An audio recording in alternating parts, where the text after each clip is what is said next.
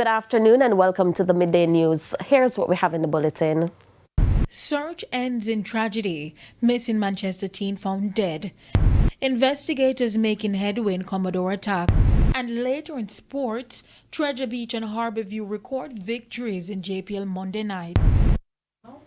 Thank you for joining us. I'm Shamila Pula and here are the details. We begin with a developing story. The search for a 13-year-old girl from Manchester has ended in tragedy. TVJ News has learned that the body of Santina Sargent, a student of Christiana High School, was found partially burnt. The school's principal, Lee St. Wallace, says the child has last attended classes on Wednesday last week. He expressed shock after receiving the call about her tragic death last night. This evening that I've received the distressing report from the Spalding's police that the body of Shantina was found at her Baileystown home in Clarendon. And it was found under horrific circumstances where the body was found burnt and covered under an old fridge at the back of the house. And we'll have more on this developing story in Primetime News at 7. To a TVJ News follow-up, National Security Minister Dr. Horace Chang says investigators are making significant progress in identifying those responsible for Sunday's deadly massacre in Commodore, St. Catherine. A 48-hour curfew also remains in effect across Commodore, Banbury and Trinity. Alia Brandt reports. 2 days after the brutal killing of 5 individuals in a section of the community known as Commodore, National Security Minister Dr. Horace Chang has reported that investigators are pursuing strong leads in the case. Dr. Chang was speaking on Power 106 Morning Agenda Tuesday. They have good intelligence that points them in a certain direction. They continue to investigate intensely, and I expect some response today, but I wouldn't go further than that at this point in time. It's just an area that the police have been, North End Catchings and the area, have been monitoring very closely. They are aware of some conflicts in the area, and they have, some of the area they have monitored said on a constant basis for the last maybe as much as 3 months. While condemning the brutal attack, Dr. Chang noted that the violence appears to stem from deeper social and structural issues rather than being an isolated incident. This was a most reprehensible act, one of the horrific act in the community, including 2 children. But in spite of that, what we have seen in the last 9 months in particular, in fact over a period of some 12 months, is a significant reduction in number of homicides. Which is, we are conscious that some of the social circumstances not the sources that leads to the development of gangs and the development of criminal activity around still there. As part of the government's broader strategy to tackle crime, the Ministry of National Security has introduced a renewed focus by introducing peace to the ministry. Dr. Chang says it is designed to enhance policing efforts while also working to restore social stability in vulnerable communities such as Commodore. We did some of that kind of work in what we call the zones of special operations, where we improve the physical environment significantly, and we engage the patient in a positive way.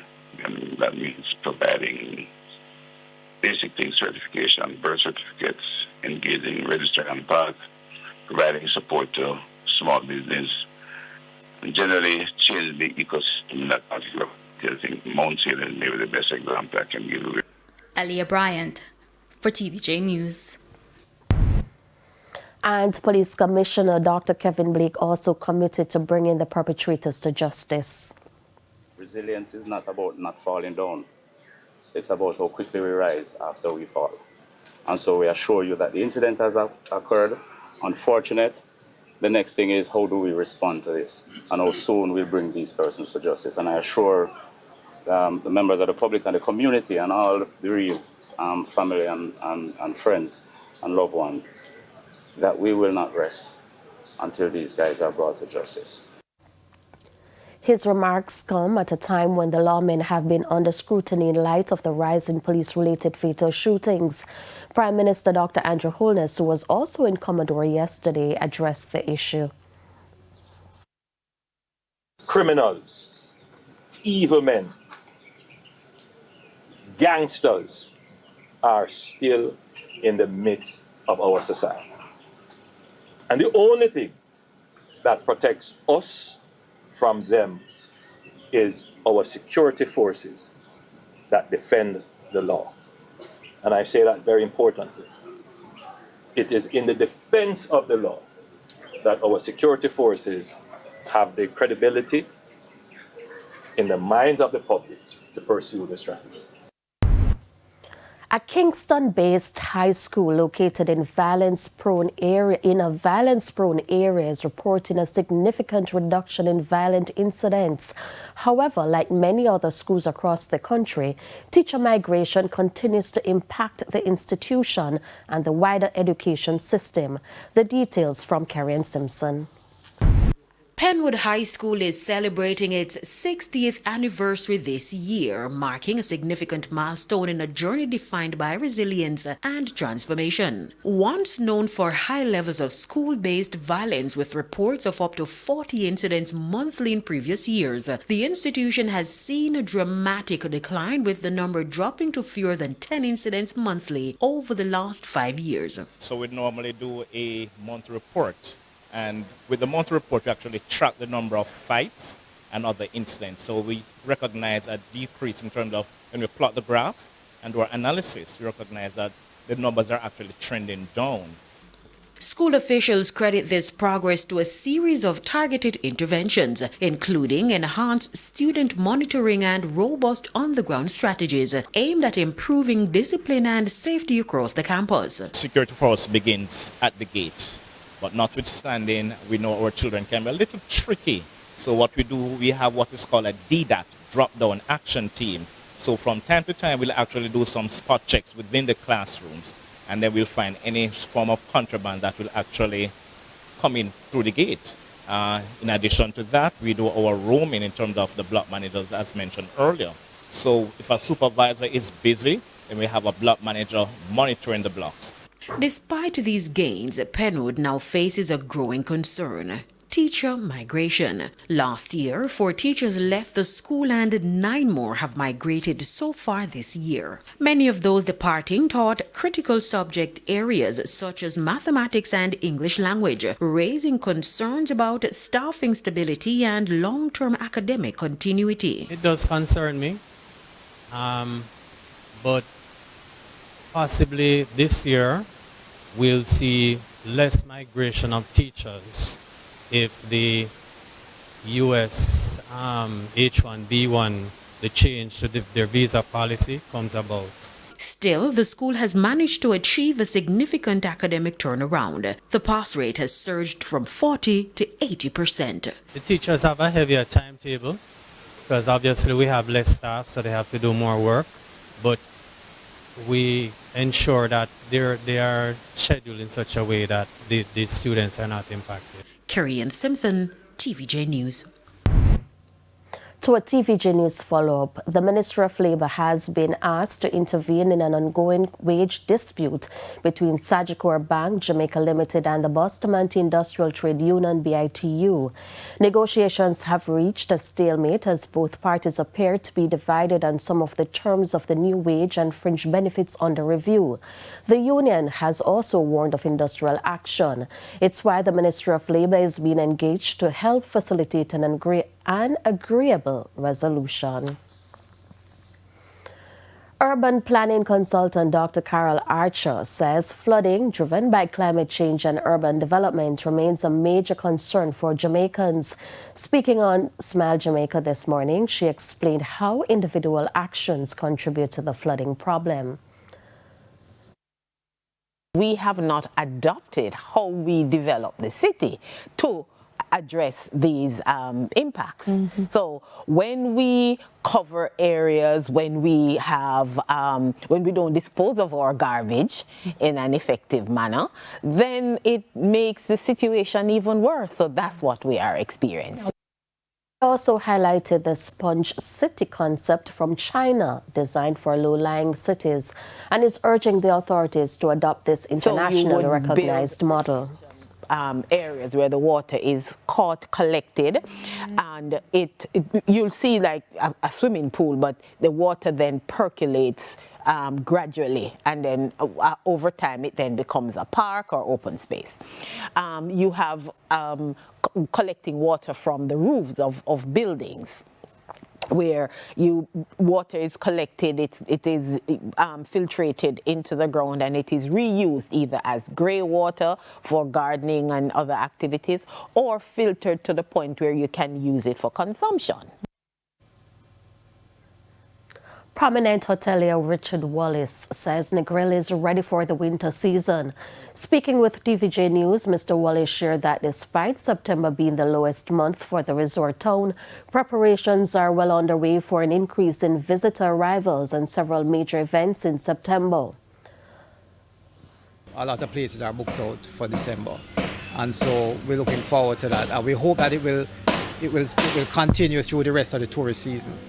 But one of the big things that we are hearing about, one of the things that's keeping people back from coming to Negril, and as a matter of fact, even people that come to Negril every year are complaining about the drive. And that should have been several major events in December.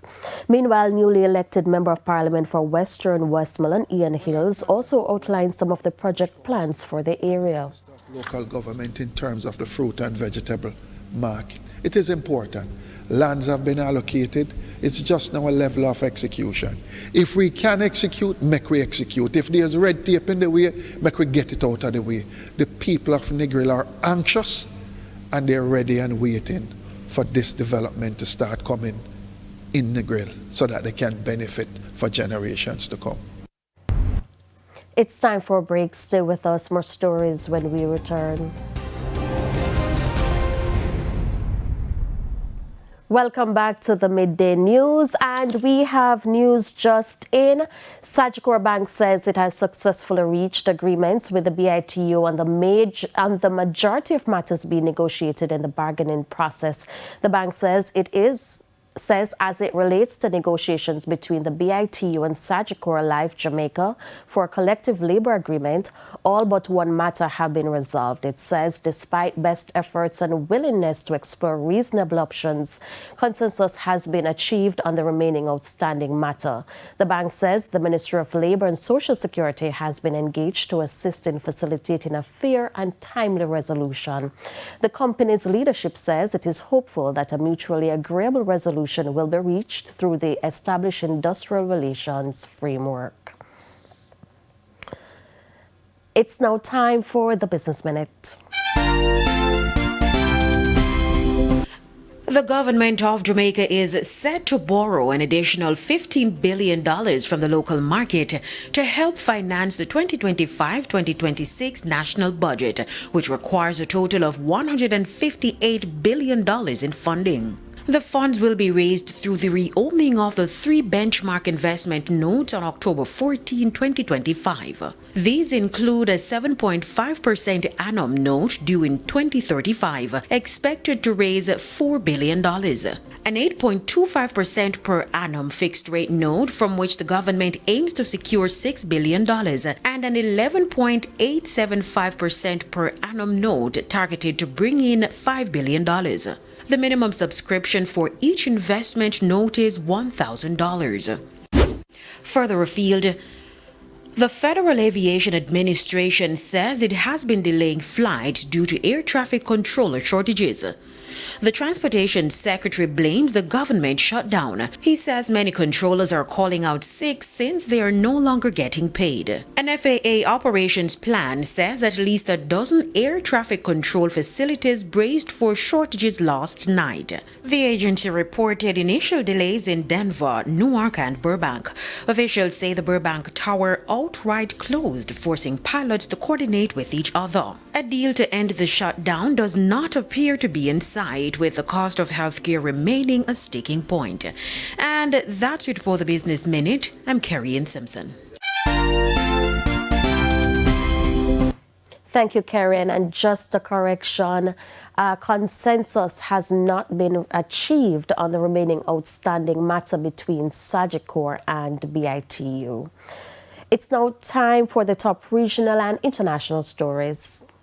The Public Prosecution Service in Suriname says it's intensifying its fight against transnational drug crime. This follows the discovery of 2 suspected drug-carrying aircraft last week on an illegal airstrip along the country's northeast coast. Both planes were destroyed on site at the request of the Attorney General. Now authorities also recovered fuel containers, a gasoline pump, and other items believed to have been used in the operation. No one has been detained. And further afield, Donald Trump says when Canadian Prime Minister Mark Carney visits the White House today, tariffs will be on the agenda. Relations between the two leaders have been tense since Carney took office in March, with Trump even suggesting recently that Canada should become America's 51st state.